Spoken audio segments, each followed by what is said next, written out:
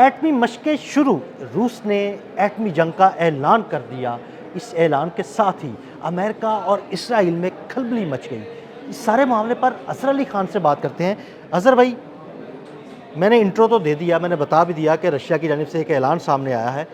इस ऐलान के बारे में हमारे नाज़रीन को बताइएगा कि आखिर रशिया एटमी जंग की तरफ क्यों जा रहा है?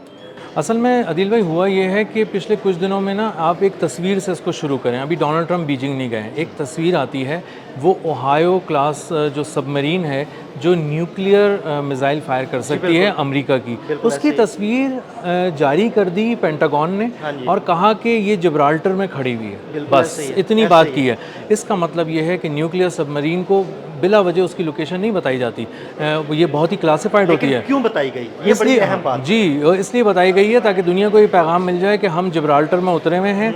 हम तकरीबन 10 से 12 दिन का भी अगर सफ़र तय करें तो हम आबनाए हुर्मुज़ के पास पहुंच सकते हैं, ईरान के पास पहुंच सकते हैं, और अगर हम वहाँ ना भी पहुँचें तो हम वहीं जहाँ पे मौजूद हैं जिब्राल्टर से यहीं खड़े खड़े अगर हम एटमी मिसाइल फायर करना चाहें तो यहाँ से हम करके ईरान पे भी कर सकते हैं या दुनिया में कहीं भी कर सकते हैं। इस तस्वीर के बाद डोनाल्ड ट्रंप गए बीजिंग। जब बीजिंग गए तो वहाँ पर उनको बहुत ज़्यादा दबाव का सामना रहा। हर लिहाज से वो छोटे लगे। शी जिनपिंग बहुत बड़ी शख्सियत लगे। अमेरिका उस तरह की सुपर पावर नहीं लगा। अब इस चीज़ को समेटने के बाद जब वो बाहर निकल रहे हैं तो एक खबर आ रही है कि प्यूटिन प्यूटिन चाइना जा रहे हैं। रूस के सदर प्यूटिन जो हैं वो चाइना जा रहे हैं और उनके एक बहुत बड़े इस्तकबाल की शी जिनपिंग और उनका मुल्क तैयारियां कर रहा है। और जब वो रशिया के सदर जो है वो चाइना जाएंगे तो आप दोनों के इस्तकबाल में बड़ा वाज़ेह फ़र्क देखेंगे कि रशिया के प्रेसिडेंट को कौन रिसीव करेगा और अमेरिका के प्रेसिडेंट को किसने रिसीव किया था। बिल्कुल ऐसा ही है। उनको एक सेकंड इन कमांड ने रिसीव किया था डोनाल्ड ट्रंप को, और यहाँ पे हो सकता है रिसीव करने के लिए शी जिनपिंग खुद आ जाएं, सुर्ख कालीन बिछे, बैंड बाजे बजें और उसके बाद वो, और अगर शी जिनपिंग खुद आ गए तो ये तो बड़ा वाज़ेह फ़र्क होगा। ये तो एक वाज़ेह पैगाम होगा अमेरिका को बताने के लिए कि डोनाल्ड ट्रंप कद में छोटे हैं, प्यूटिन को हम बहुत बड़ा समझते हैं और असल में दो ही ताकतें हैं दुनिया में, चीन है या रूस है, बाकी शायद अमेरिका भी होगी। तो इस तरह भी है। और ये मैं और आमिर भाई अक्सर इस बारे में यही कहते हैं कि अब अमेरिका जो है ना, वो जो नंबर 1 पे सुपर पावर थी ना, वो नंबर 3 पे चली गई है। अब नंबर 1 और नंबर 2 जो है ना, वो चाइना और रशिया है। जी, थैंक्स टू डोनाल्ड ट्रंप कि उन्होंने जो है ना अपनी ईरान पर हमला किया और मार खाई और बहुत ही बगैर सोचे समझे गए। अब रशिया क्या कर रहा है? रशिया इस सारी सूरत हाल में जो हमने अभी मंजर बताया ना, इसमें रशिया कर रहा है एक बहुत बड़ी मिलिट्री एक्सरसाइज।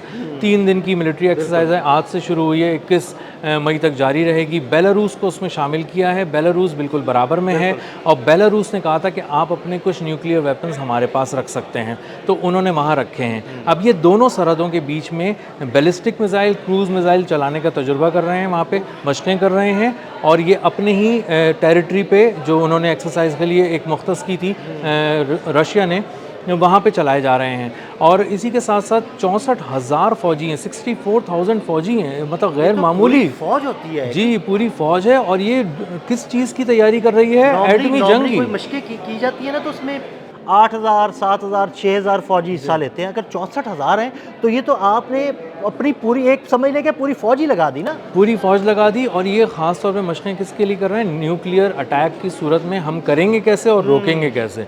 तो इसका मतलब ये है कि रशिया कहीं ना कहीं देख रहा है आने वाले दिनों के अंदर कि हो सकता है किसी ताकत की जानिब से, जो गालिबन ट्रंप होंगे, कि कुछ ऐसा मुमकिन हो सकता है कि वो डराने के लिए, कुछ करने के लिए अपने इस न्यूक्लियर आर्सेनल में से कुछ निकाल के सामने लाएं या फायर कर दें। तो उस सूरत में बचना कैसे, इसकी तैयारी होनी चाहिए। कोई बैत नहीं है, वो पागल आदमी है, वो फायर भी कर सकता है किसी मुल्क पे। बिल्कुल ऐसे ही है। डोनाल्ड ट्रंप जो हैं वो हैरान कर देते हैं कभी कभी, और कभी कभी बात करके खुद ही पलट जाते हैं। तो उनको कुछ नहीं पता कि वो ओहायो क्लास सबमरीन की अगर तस्वीर इस नाजुक मोड़ पर जारी करा रहे हैं जिसका की कोई ज़रूरत नहीं थी दूर दूर तक, तो इसका मतलब ये है कि दुश्मन को ये पैगाम देना है कि तुम लोग ज़रा संभल कर रहो, हम लोग तुम पे एटमी हमला कर सकते हैं। और अगर तुम पे एटमी हमला कर सकते हैं और ये सिनेरियो बन रहा है, तो मेरे ख्याल में इस पूरी तस्वीर में रंग भरने के लिए प्यूटिन भी आए हैं और उन्होंने अपने आर्सेनल में से चीज़ें निकाली हैं। और इस वक्त तकरीबन 8,000 के करीब इक्विपमेंट वहाँ पर लगे हुए हैं मुख्तलिफ़ किस्म के, और उसमें से बहुत ही खौफनाक किस्म के जो मिसाइल हैं, ख़ास तौर पर जो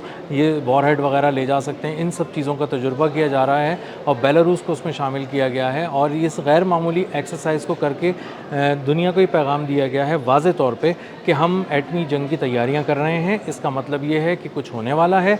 या तो ये अपनी तरफ से करेंगे या कुछ आता है तो फिर हम रुकेंगे नहीं। हमारे 64,000 फ़ौजी बड़े पैमाने पर ये सारी चीज़ें कर रहे हैं। बेलारूस में जो हमारे एसेट्स रखे हुए हैं, न्यूक्लियर एसेट्स, महफूज भी हैं, हमारी रीच में भी हैं, मतलब हम उसके ऊपर हमारी गिरफ्त मजबूत है और हो सकता है कि हम वहाँ से भी कुछ फायर करना चाहें तो वहाँ से भी कर सकते हैं। तो एक बहुत ब्रॉडर वाइडर रेंज मिली हुई है इनको, रशिया को, कुछ एक्शन लेने के हवाले से। और ये एक वाज़ेह और दो टोक पैगाम है पुतिन की तरफ से। तो अज़हर भाई, ये पुतिन की तरफ से एक वाज़ेह पैगाम है, वो मशक़ें कर रहे हैं, अमेरिका इसको किस तरह देख रहा है? अमेरिका जो है वो असल में इसको अभी इस तरह से देख रहा है कि वो अभी इंतज़ार कर रहा है ईरान का। असल में उसको ईरान के जवाब का इंतज़ार है और असल में ईरान के भी जवाब का इंतज़ार नहीं है। असल में वो अपनी ताकत खो चुका है हमला करने के हवाले से। जो भी इंटेलिजेंस रिपोर्ट्स डोनाल्ड ट्रंप को दी गई हैं ना, वो बाहर आकर कुछ भी बोलते रहें, लेकिन जो इंटेलिजेंस रिपोर्ट्स हैं उनमें वाज़ेह तौर पे लिखा है कि जो ईरान का यूरेनियम है, जो ईरान के एटमी मवाद है, किसी भी तरह का बैलिस्टिक मिसाइल का निज़ाम है, ड्रोन्स हैं, कुछ भी है, वो बहुत ही नीचे छुपा हुआ है, पहाड़ों के अंदर है, कम से कम 500-700 मीटर नीचे है।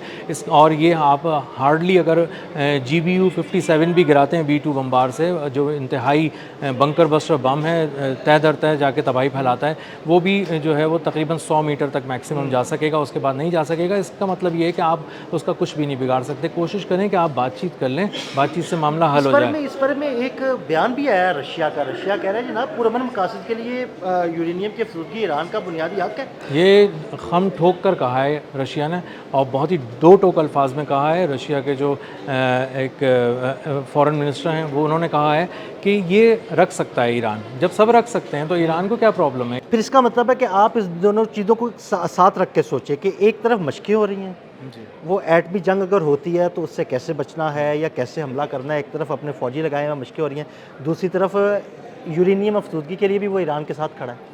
बिल्कुल ऐसा ही है, और ये एक ऐसे मौके पर है जब डोनाल्ड ट्रंप जब अब फाइनल कॉल देंगे किसी भी तरह के हमले की, तो अब वो यूरेनियम पर ही होना है, ज़्यादातर ग्राउंड इन्वेजन ही होनी है। तो इसका मतलब ये है कि अगली जो आप एपिसोड अगर खुदा न खास्ता ईरान पे हमले की सूरत में हम देखते हैं, तो वो यूरेनियम को चुराने के लिए होगी। वहाँ पे बड़ी कॉम्बैट सिचुएशन होगी और बहुत ही गैर मामूली किस्म की एक नेक्स्ट लेवल की वॉर हो रही होगी। और उसका मतलब ये है कि उस सूरत हाल में मुमकिन है कि इसराइल कोई बहुत ही बड़ा मिस एडवेंचर करे या अमेरिका बहुत बड़ा मिस एडवेंचर करे। तो उसको दो तरह से शटअप कॉल दिए। एक तो ये दी है रशिया ने दो टोक अल्फाज में ये कहकर कि वो भी अपने एटमी हथियार बना सकता है, ईरान के पास पूरा हक़ है, पूरी दुनिया के पास हक़ है, तो ईरान के पास भी होना चाहिए। और दूसरा वो कर रहे हैं एक मिलिट्री ड्रिल गैर मामूली तौर पे, और उसमें एटमी मवाद को चलाना, रोकना और उसको फैल जाने की सूरत में कैसे संभालना है। इस पूरी ड्रिल को करने का मकसद ये है कि अमेरिका को पैगाम है कि अगर तुम अगली कोई मूव ईरान के हवाले से तय करना तो इस बात को सोच लेना कि हम पीछे बैठे हैं, तैयारी कर रहे हैं, पूरी तैयारी कर चुके बैठे हुए हैं, और अगर तुमने कोई हरकत की तो हम खुद मैदान में आएंगे। खुद मैदान में आएंगे। बेलारूस की तरफ से भी आ सकते हैं, अपनी तरफ से भी आ सकते हैं, और हमारे आधी फ़ौज तैयार हो चुकी है एक एटमी जंग के लिए, तो ज़रा संभल कर रहना। बहुत शुक्रिया अज़हर भाई। अज़हर भाई ने बड़ी तफसील के साथ इस सारे मामले पर रोशनी डाली। मज़ीद अपडेट्स के लिए हमें फॉलो करते रहें। अदील अहमद और अज़हर अली खान को इजाज़त दीजिएगा। अल्लाह हाफ़िज़।